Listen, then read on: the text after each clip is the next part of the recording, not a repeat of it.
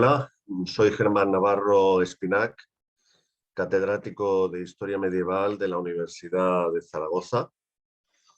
que estuve en dos cursos como profesor titular hace bastantes años en la primitiva Facultad de Humanidades y Ciencias Sociales de Teruel, como profesor también de Historia Medieval. Formo parte del grupo de referencia CEMAF, Centro de Estudios Medievales de Aragón, y además de eso, pues soy miembro del comité científico del Centro de Estudios Mudéjares de Teruel. Quiero decir con esto que ya son bastantes años dedicado a la investigación y de hecho formo parte del Instituto Universitario de Investigación en Patrimonio y Humanidades de la Universidad de Zaragoza. Para que sea más amena mi intervención en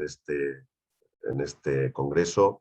he elaborado unas diapositivas que me acompañarán en los comentarios y en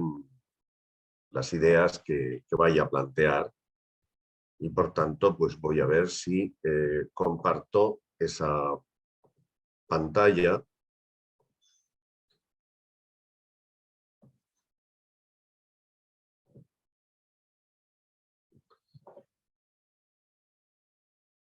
Una pantalla que comparto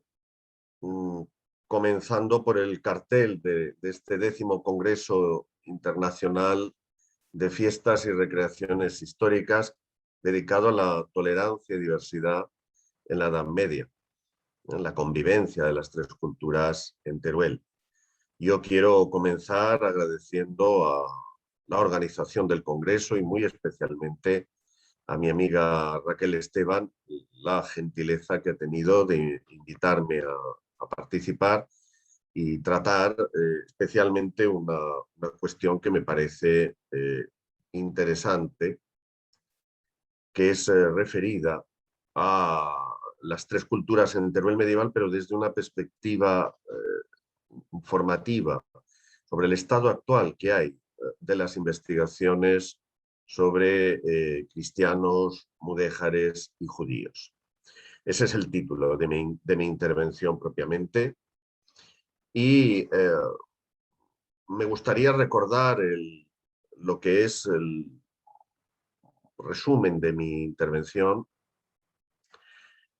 básicamente porque contiene algunas de las ideas que me parecen destacables. Digo en este resumen que las fiestas y las recreaciones históricas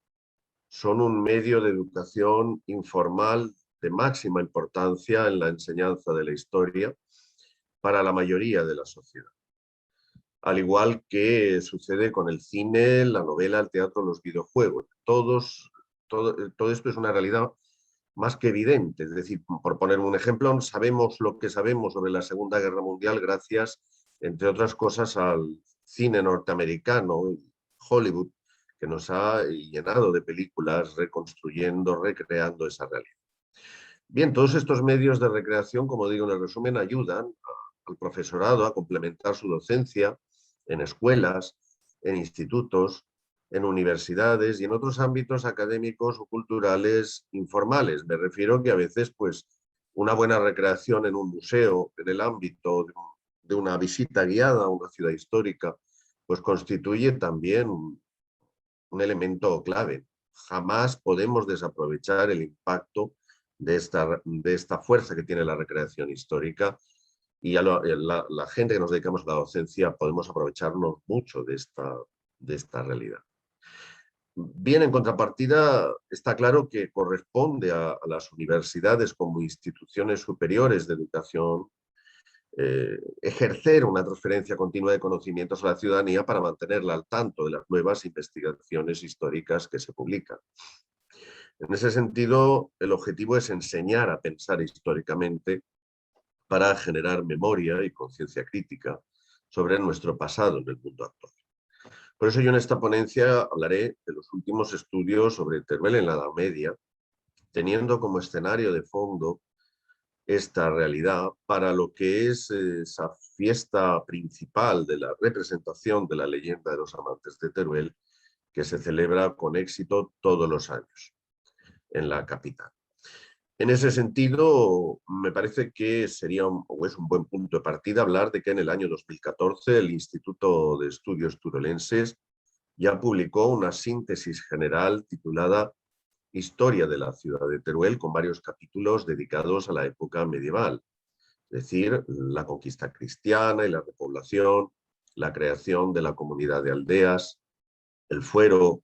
la organización municipal, la economía y la sociedad, y especialmente por lo que concierne a este congreso. Allí se puede encontrar en esta historia de Teruel un buen balance de la profesora Asunción Blasco sobre las minorías religiosas de mudéjares y judíos que habitaron en la ciudad bajo el poder de la sociedad cristiana que dominaba Teruel en la Edad Media, en tiempos del feudalismo. Vamos a ver cómo se han avanzado hasta el presente en ese contexto de estudio de las tres culturas. Bien, pongo en pantalla lo que es la portada de historia de la ciudad de Teruel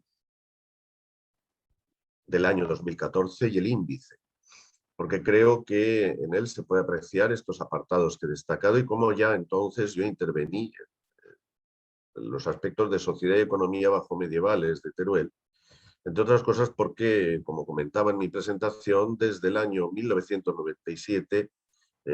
entré a formar parte inicialmente del profesorado durante 2 cursos como profesor titular de Historia Medieval, y eso me llevó a elaborar ya en 1999 un primer estado de la cuestión sobre Teruel en la Edad Media que me ayudara a investigar el contexto en el que yo como docente había quedado inserto.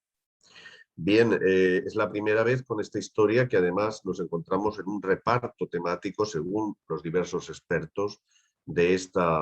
la realidad de la propia ciudad de Teruel, cuando lo que con anterioridad había existido era muy diferente. En realidad, existe una pieza clave a nivel historiográfico en toda esta historia que la marca precisamente las primeras investigaciones que llevó a cabo el gran medievalista, profesor también de la Universidad de Zaragoza, desgraciadamente desaparecido, el profesor Antonio Gargallo Moya,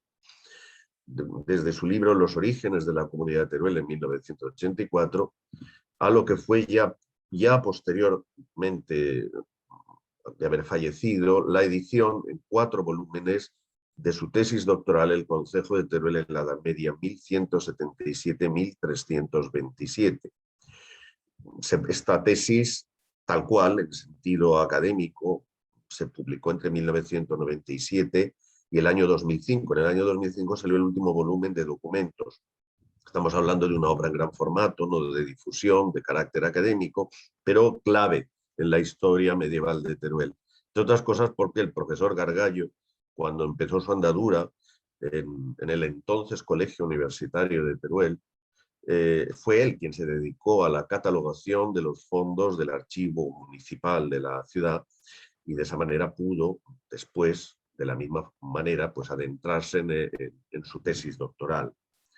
Vaya por delante aquí un homenaje hacia el profesor Gargallo por todo lo que significó su trabajo y marcó la historiografía turolense, que venía con anterioridad recogida pues, por obras ya desde el siglo XVIII y XIX que se habían dedicado a la reconstrucción de la historia de la ciudad. Me refiero pues, a las obras bien conocidas de Antillón y Asín del siglo XVIII, siglo XIX, con edición de Fuentes. Y a mediados del siglo XIX, la primera historia impresa de Teruel a cargo de José María Cuadrado, el trabajo también de Pedro Pruneda en esas fechas, los estudios de Floriano, el propio cronista de la ciudad, Jaime Caruana, y avanzando en este terreno ese pequeño librito que originalmente dio una visión divulgativa tan necesaria para la recreación histórica sobre Teruel en la Edad Media, que fue el librito publicado por el profesor Domingo Buesa, que justo también estuvo en un determinado momento en un curso como profesor de historia medieval ahí, en Teruel. Bien, Gargallo no pudo elaborar un libro divulgativo sobre Teruel en la Edad Media, pero sí que tiene un texto interesante disponible en PDF a partir de la web del Instituto de Estudios Turolenses, que está dentro del catálogo El Mudéjar de Teruel Patrimonio de la Humanidad, del año 87, anterior incluso a lo que es, por supuesto, ya la elaboración de su tesis. Y también en el año 2007 hubo otra exposición, Guerras de Frontera, que se llevó a cabo entre Teruel y Albarracín. En ese año 2007 se publicó el catálogo y en él participamos varios autores actualizando un poco las investigaciones que existían. Todo esto se complementa sin duda con la labor que de modo paralelo ha seguido llevando a cabo, primero como profesor de Historia Medieval en la Escuela de Magisterio de Teruel y ya posteriormente como cronista de la ciudad, el profesor Vidal Muñoz Garrido, con varios libros divulgativos del que yo destacaré especialmente ese que lleva por título La ciudad de Teruel de 1347 a 1597, cómo éramos los turolenses en la época medieval. El profesor Vidal Muñoz, en paralelo a Antonio Gargallo, realizó su tesis doctoral sobre el capítulo eclesiástico de la propia ciudad, cómo se había estructurado, cuál era la historia de la institución eclesiástica turolense. Y desde esa perspectiva, pues también se especializó más en la Baja Edad Media, más en los siglos finales de la Edad Media, que lo que había hecho el profesor Gargallo, que era prácticamente hasta desde la fundación del concejo hasta el título de ciudad, hacia 1347.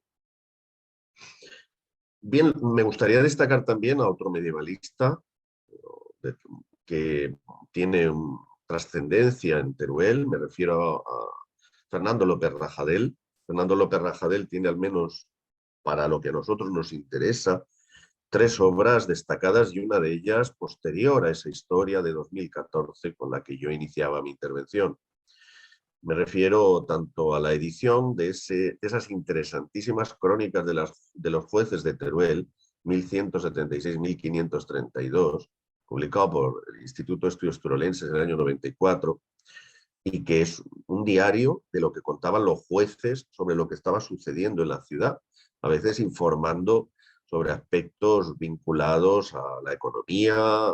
aspectos sobre la sociedad, sobre los asuntos políticos, todo lo que a los jueces les llamaba la atención y en función de lo que cada uno fuera explícito, ¿no?, al respecto, allí se desarrollaba.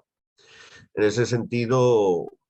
gracias a esas crónicas, tenemos un diario de cómo pensaban directamente estos miembros, esta máxima autoridad que era el juez en el ámbito del concejo, y nos transmite algo que no solo son informaciones, sino también una manera de pensar en tiempos del feudalismo lo que era la vida en un concejo, en una sociedad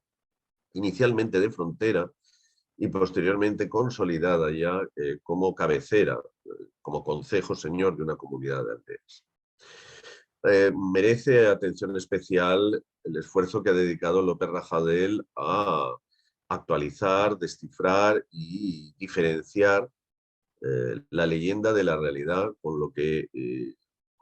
supone sus estudios, resumidos en ese libro sobre la datación de la historia de los amantes de Teruel, que se llevó a cabo y que tiene un gran valor, entre otras cosas, pues desde su mentalidad historiador, ver lo que a nosotros nos interesa como historiadores cuando estamos ante una leyenda,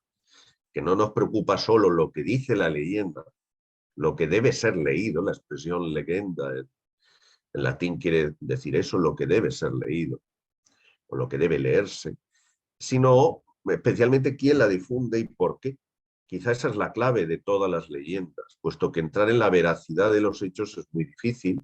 Quién sabe si es realmente Santiago el que está enterrado, el apóstol Santiago en Compostela. Algunos dicen que es Prisciliano, pero bueno, a estas alturas de la vida lo que importa ya no es, con todo lo que ha significado el Camino de Santiago, si se puede demostrar o no que está efectivamente enterrado allí el apóstol. Lo importante es ver quién ha construido ese Camino de Santiago, de qué manera, cómo se difundió la leyenda. Ocurre lo mismo con los amantes de Teruel, que evidentemente es una creación literaria, como ha demostrado López Rajadel, y para la exaltación del propio linaje de los Marcilla frente al linaje más poderoso de los Sánchez Muñoz. Los Marcilla, señores de Escriche, de la baronía de Escriche, han contado también con un último libro muy interesante publicado por el Instituto de Estudios Turolenses, elaborado por el propio Fernando López Rajadel. Y esto nos actualiza bastante la imagen de la sociedad cristiana. Algo que debemos completar con dos últimas referencias que me parecen destacadas. Yo estoy hablando de las tres culturas. Pues bien, el estudio de la sociedad cristiana ha avanzado un poco más allá de todo lo que estos autores anteriores que he mencionado pues han contribuido y aportado. Y lo ha hecho especialmente con un libro de Alejandro Ríos Conejero, también publicado por el Instituto de Estudios Turolenses, que en realidad pues, es un trabajo final de máster que prologamos entre sus codirectores, la profesora Concepción Villanueva y yo mismo, sobre la caballería villana del Teruel bajo medieval, aproximación al estudio de la ley urbana en la Extremadura aragonesa, siglos XIII-XV. Es importante este libro, es lo más reciente que hay, ya nos situamos en 2021, porque es una obra que profundizan en ese conocimiento que ya habían permitido los trabajos, por ejemplo, de Antonio Gargallo sobre el Concejo como institución. Y en ese sentido pasamos de lo que es una historia institucional del Concejo de Teruel, con atención a todos sus aspectos económicos y sociales, ya para ver quiénes son los que mandan. ¿Quién manda en Teruel? ¿Quién es esa caballería villana, ese grupo social de las personas que tienen capacidad para comprar un caballo, incluso a veces de orígenes económicos no vinculados para nada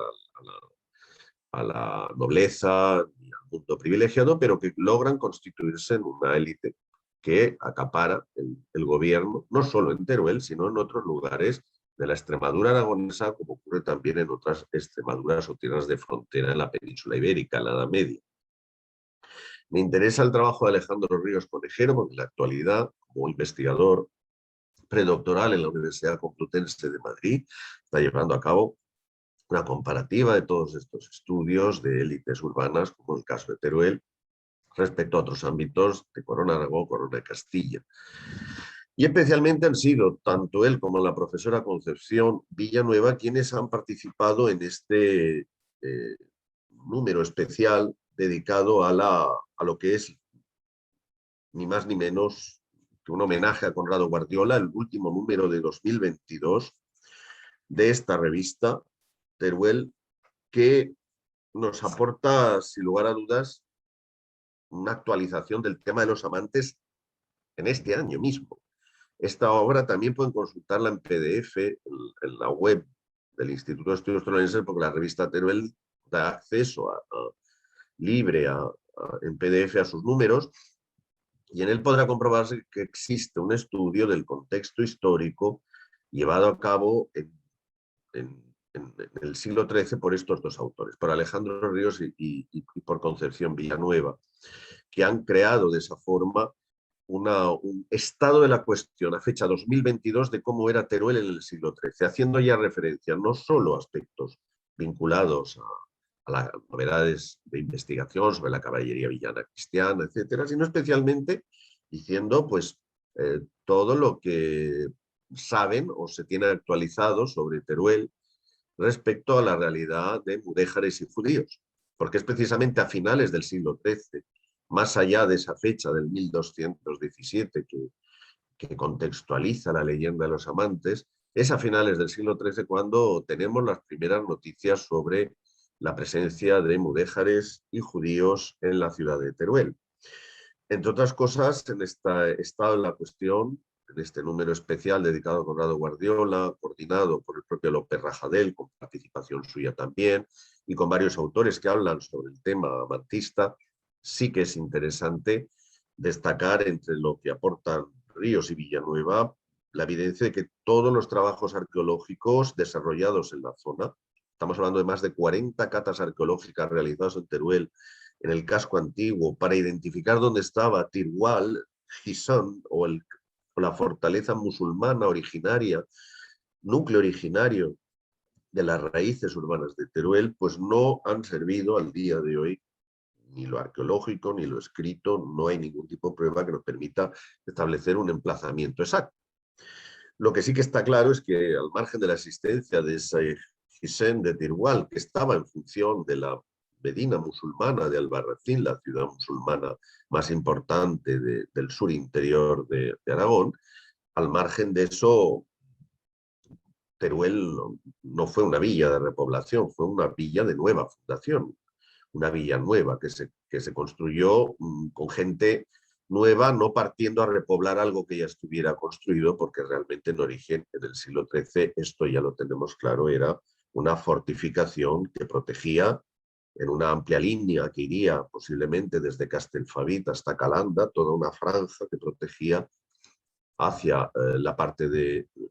Levante y de la taifa valenciana a la taifa de Albarracín, de Santa María de Oriente. Bien, la experiencia que tenemos concretamente sobre los mudéjares de Teruel y Albarracín, en mi caso, es bastante directa. Es bastante directa porque hace años, allá por cuando yo estaba, en los años cursos del 97 al 2000, cuando yo estaba en Teruel, una de las cosas que me llamó la atención, con la importancia que han tenido siempre los simposios internacionales de mudejarismo, la autovía Mudéjar, todos los elementos de Teruel, patrimonio,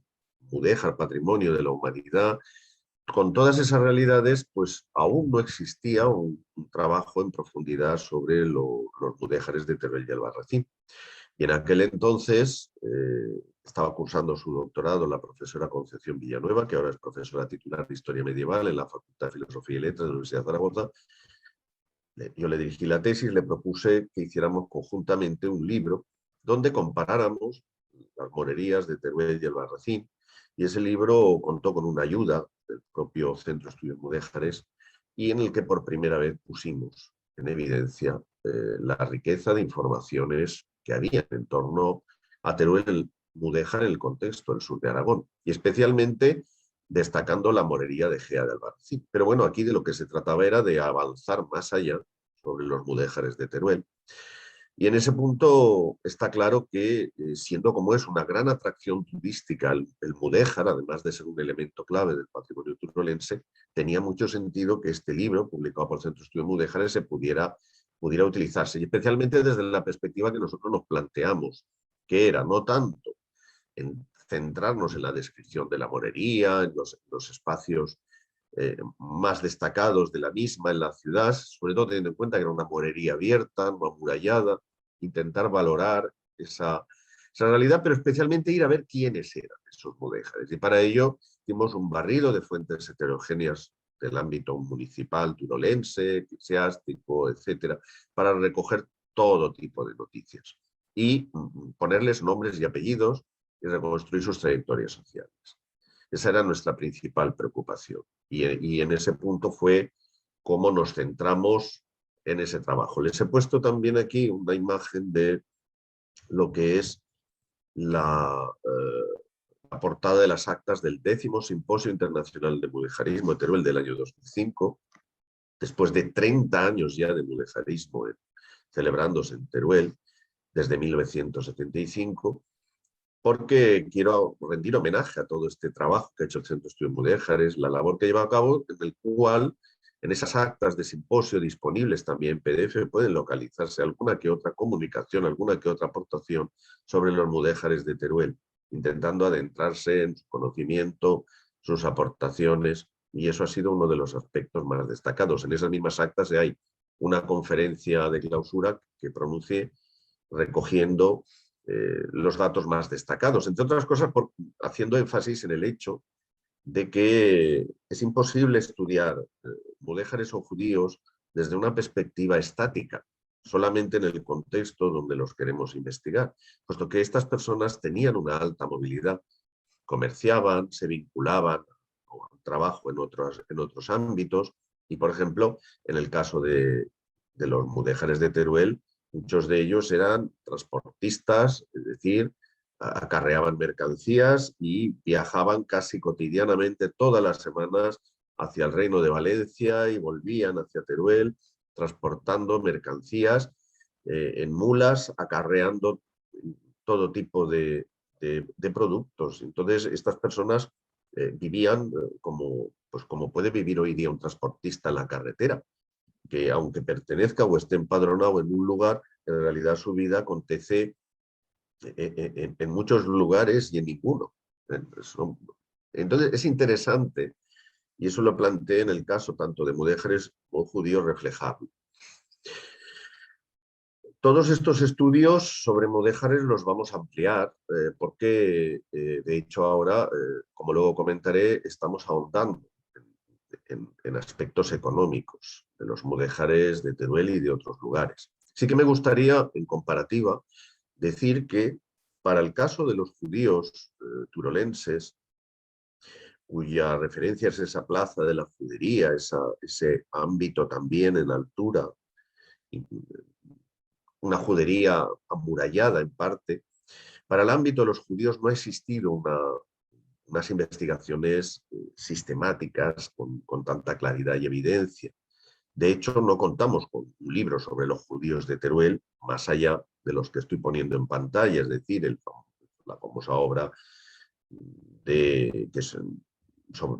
Antonio Floriano de 1926 sobre la aljama de judíos de Teruel y el hallazgo de su necrópolis, como resultado de una memoria de excavaciones, o bien la cartilla turolense que elaboró el gran especialista en el ámbito judío, que es el profesor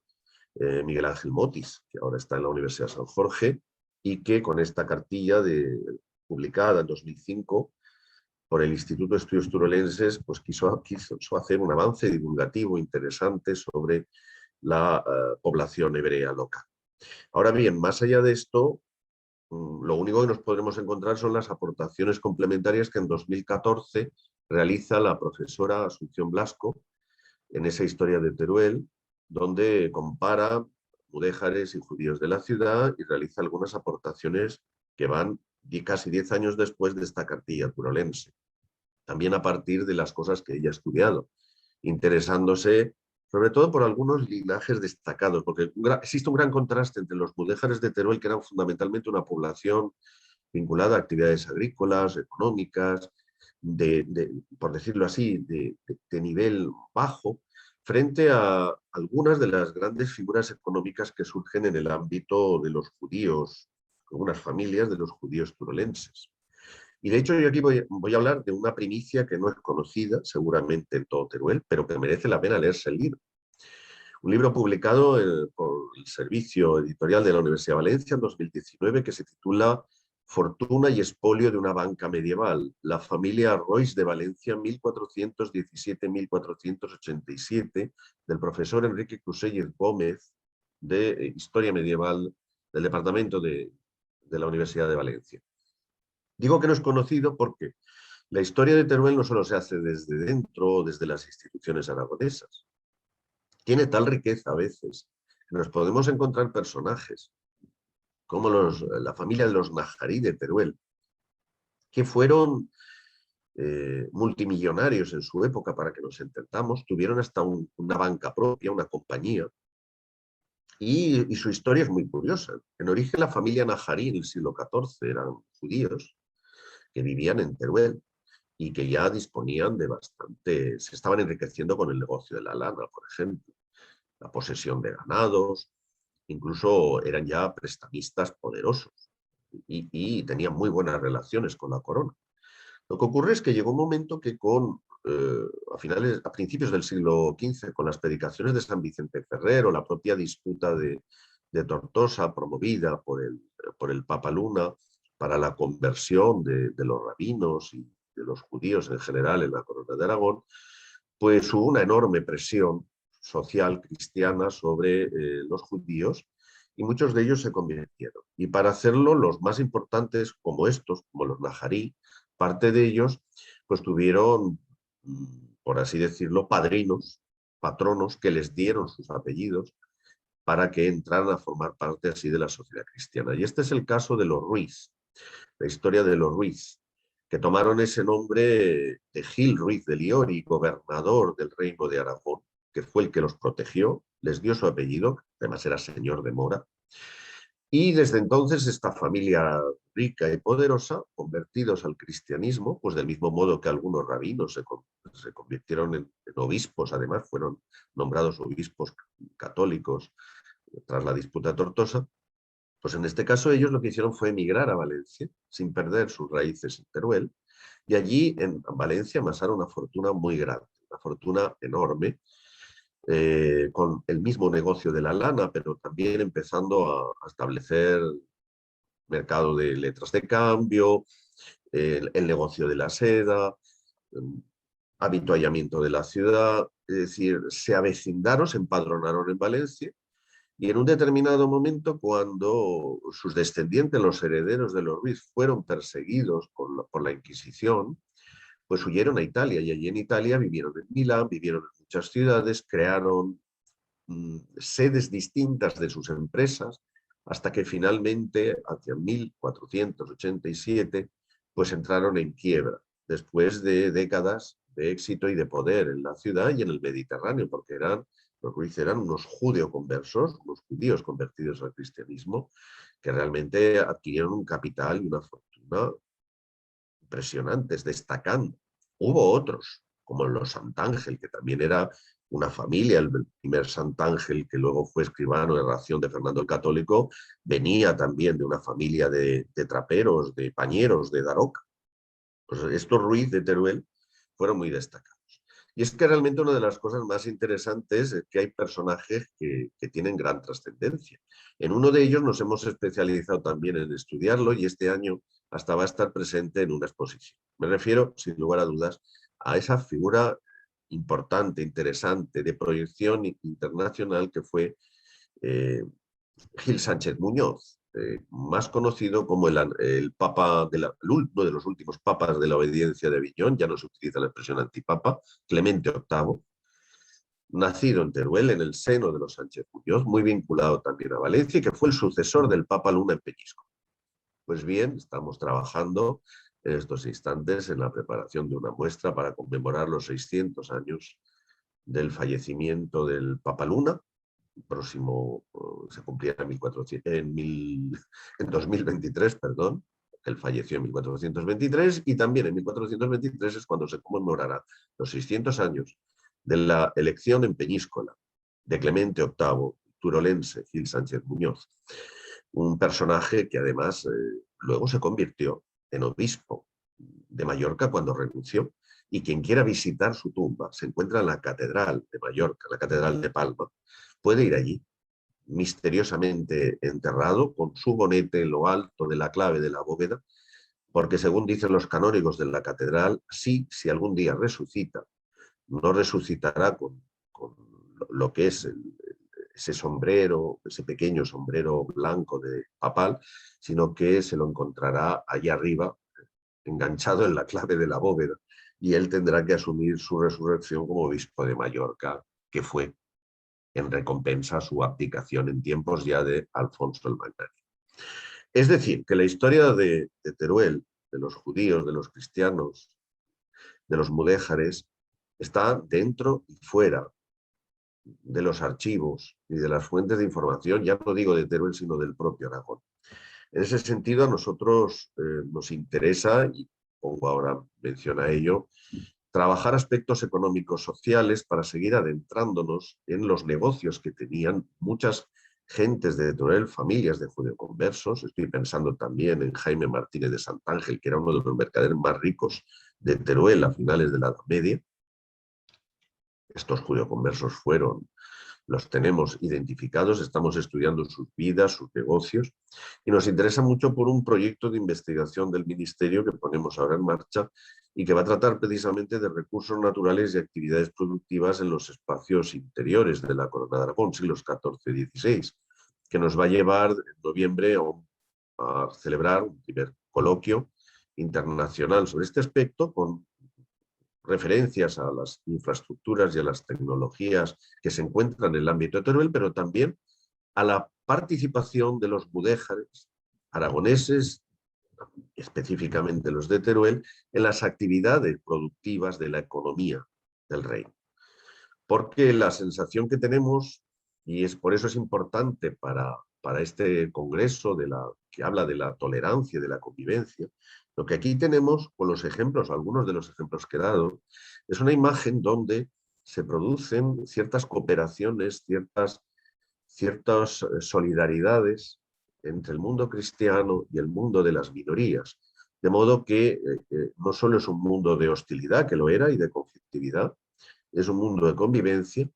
pero yo creo que cuando se estudia la economía y la sociedad, las actividades productivas, la explotación de los recursos naturales, estas actividades primarias es uno de los ámbitos de investigación donde mejor se capta y se ve esos elementos de convivencia que nos interesan para las tres culturas. Es decir, las tres culturas pueden ser analizadas e investigadas desde esa perspectiva económico-social y nos van a dar unas muestras increíbles de cooperación social, de proyección de estos colectivos sociales. Teruel, más allá de Teruel, podríamos decir, en lo económico y en lo social, no solo en lo cultural. Y bien, termino así mi intervención sobre las tres culturas en Teruel medieval, intentando actualizar con algunos de los que me han parecido los aspectos más interesantes, siempre con mucho respeto y admiración hacia las personas que han precedido las investigaciones desde el siglo XVIII hasta el día de hoy. Me atrevería a decir que hasta desde el diario de Gaspar Sánchez Muñoz, el famoso diario turolense de finales del 15 y del 16, que nos transmite aspectos vinculados a su familia y una primera historia de Teruel al margen de las crónicas de los jueces, hasta llegar a estas últimas investigaciones, a ese magnífico volumen en homenaje a Conrado Villanova, que es la revista Teruel número 2022. Por tanto, no puedo hacer más que felicitar este 10º Congreso Internacional de Fiestas y Recreaciones Históricas por haber planteado este tema y por haberme ofrecido la oportunidad, como persona vinculada a la Universidad de Zaragoza, de poder transferir conocimientos, mostrar qué se está haciendo y especialmente que se sepa que existe un centro de estudios mudéjares, que existe un Sefarat Aragón, unas entidades, unas plataformas que están impulsando continuamente esta realidad más allá de lo que es la predominancia de las investigaciones sobre el mundo cristiano feudal. Pues muchísimas gracias por su atención y espero que les haya resultado de interés estos aspectos. Hasta otra ocasión.